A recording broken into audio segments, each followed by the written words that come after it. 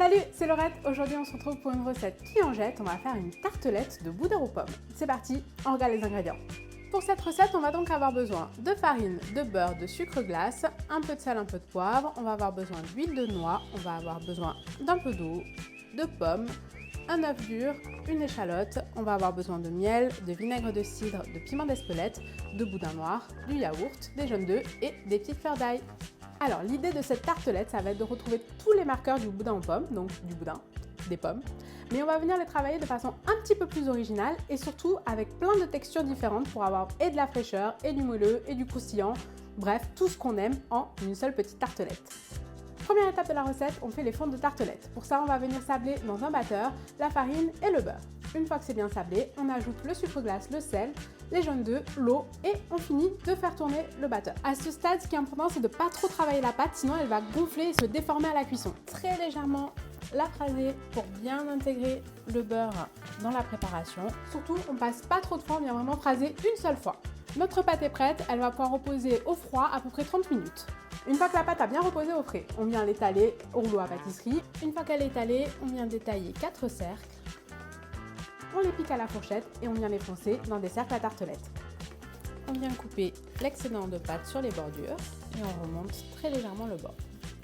Pour la cuisson, ça se passe au four à blanc. Pour que les bords ne retombent pas, on va les garnir avec un petit peu de film plastique et des légumes secs. Alors vous pouvez faire avec du riz, des haricots rouges, ce que vous avez à la maison ou des pois de cuisson si vous en avez. On met à peu près 170 degrés et 15 à 20 minutes, il faut bien surveiller la coloration.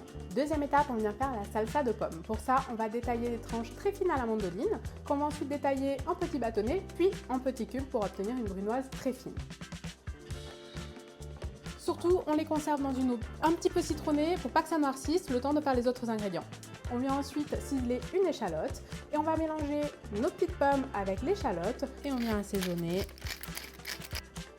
un peu de piment d'Espelette, une pincée de sel, de l'huile de noix et un petit peu de vinaigre de cidre pour rappeler le goût de la pomme. On mélange bien et on laisse reposer au frais le temps de finir les autres étapes. Pour le boudin, on va venir enlever la peau, le tailler en brunoise un petit peu grossière. On va venir le disposer dans des cercles sur une plaque recouverte de papier sulfurisé. On va venir graisser nos cercles avec un petit peu d'huile neutre. On tasse un petit peu le mélange et on vient légèrement huiler pour que ça dore bien à la cuisson. Et c'est parti, 180 degrés, une dizaine de minutes. Il nous reste plus qu'à faire une petite sauce express. Pour ça, on va mixer un œuf dur avec du yaourt, un peu de sel, un peu de piment, du miel et du vinaigre de cidre. On mixe le tout. On vérifie l'assaisonnement toujours. Là, rien à ajouter, c'est parfait. Pour le dressage, ça va être assez rapide.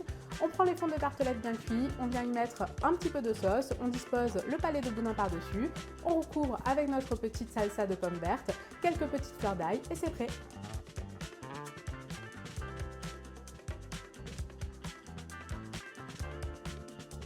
Et voilà, on a tout comme dans un boudin en pommes classique, mais avec plein de strates, plein de textures, du croustillant, du moelleux, du gras, du fondant, bref, un bonheur. J'espère que la recette vous a plu. Moi, je vous dis à très vite pour de nouvelles recettes. Ciao!